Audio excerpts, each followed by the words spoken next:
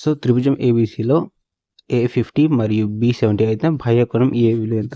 So మనం ఒక త్రిభుజం వేసుకుందాం 1 2 3. సో ఇది త్రిభుజం ABC అనుకుందాం.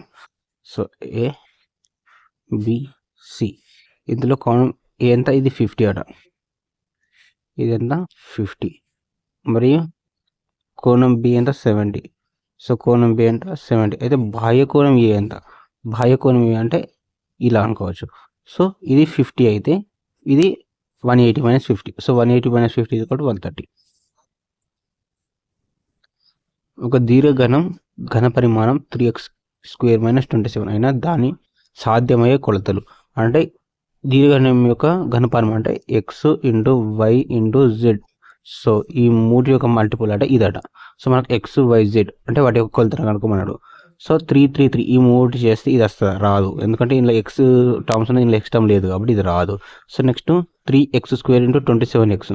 సో x² ఇంటూ 27x అంటే ఈ రెండింటిని మల్టిపుల్ చేస్తే క్యూ వాల్యూ వస్తుంది. బట్ ఇక్కడ మనకు స్క్వేర్ వాల్యూ ఉంది కాబట్టి ఇది కూడా ఆన్సర్ కాదు. సో నెక్స్ట్ ఇక్కడ కూడా సేమ్ x² అనేది x, ఈ రెండు యొక్క మల్టిపుల్ చేస్తే క్యూ వాల్యూ వస్తుంది. బట్ మన ఇక్కడ స్క్వేర్ వాల్యూ ఉంది, ఇది కూడా కాదు. So answer D. So 3x - 3 x + 3 so ఈ మూడుని మల్టిపుల్ చేస్తే ఈ వాల్యూ వస్తుంది అన్నమాట.